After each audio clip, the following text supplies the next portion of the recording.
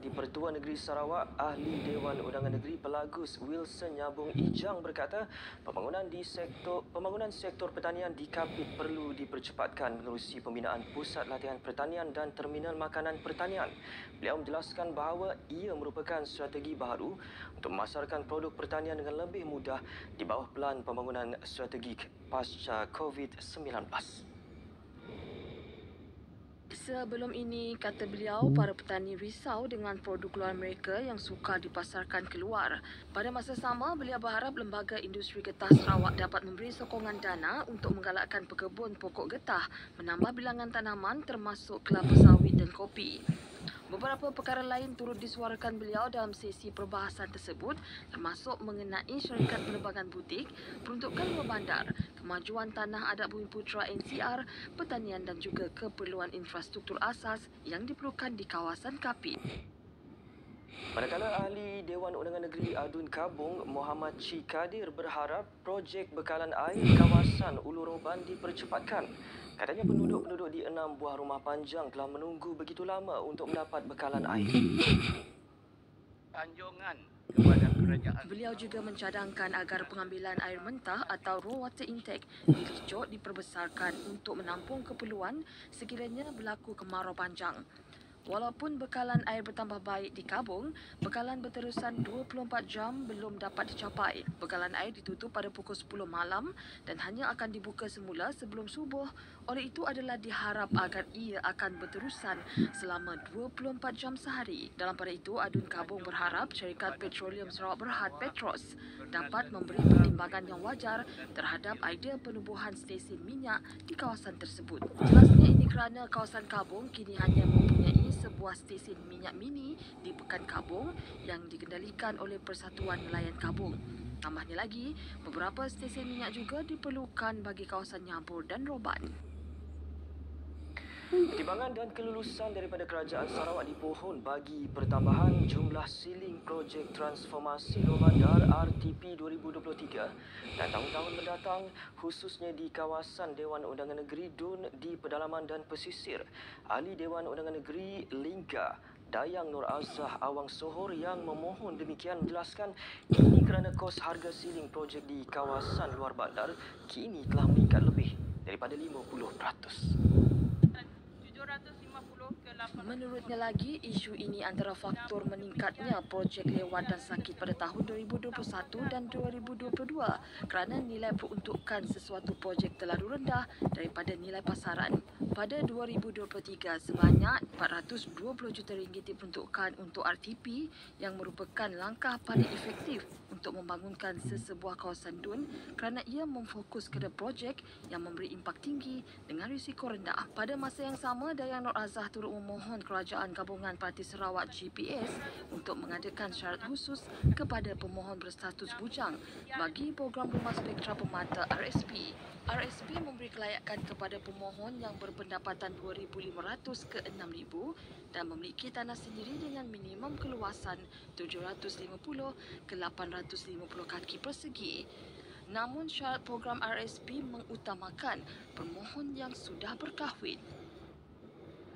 Merancangkan sektor pelancongan di Beting Maru dan Pusak, sebuah pusat penemuan pelancongan atau Tourism Discovery Centre diperlukan.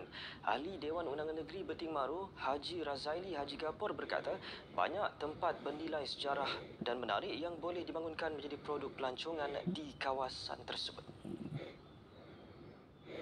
Katanya lagi antara yang ada potensi termasuk tapak Betel Beting Maru, sejarah Kerajaan Melayu Saribas serta Pantai Batang Daru selain masakan dan budaya masyarakat Melayu Saribas.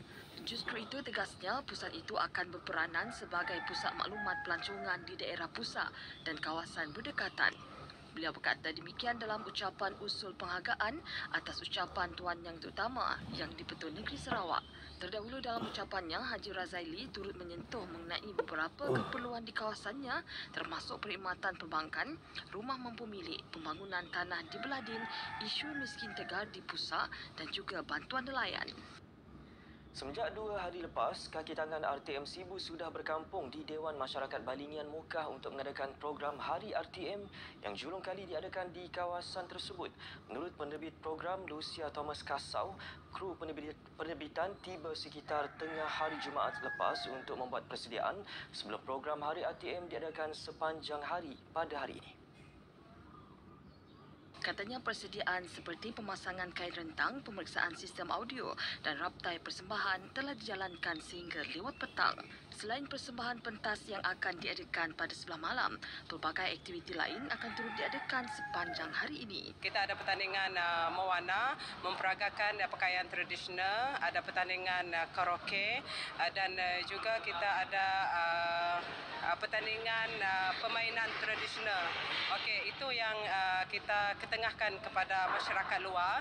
Ditemui semasa sesi raptai program itu, Lucia juga memberitahu program itu akan dirasmikan oleh Ahli Dewan Undangan Negeri Balingian, Yaakob Arbi petang ini. Sehubungan itu, orang ramai yang berkelapangan dijemput untuk menyertai program tersebut. Baik, paparan itu tadi mengakhiri berita pagi Sarawak edisi Sabtu 20 Mei. Minggu perpaduan peringkat kebangsaan yang bermula hari ini di tebingan Sungai Kuching menanti kunjungan anda. Seterusnya ikuti Selamat Pagi Malaysia selepas ini bersama Irfan dan Raja Sufia. Salam Malaysia Madani.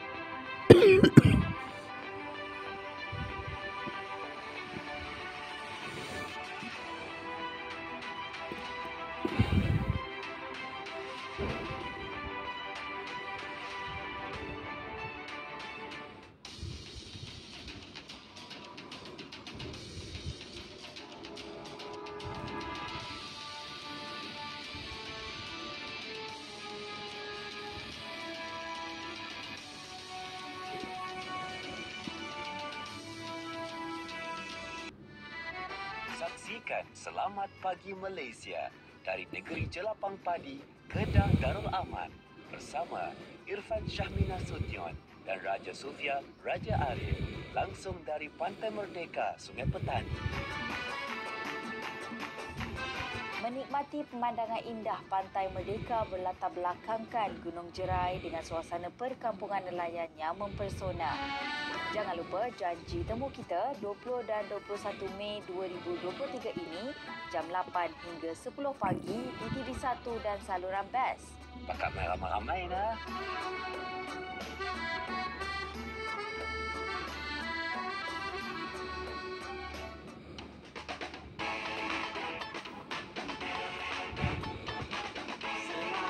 Selamat.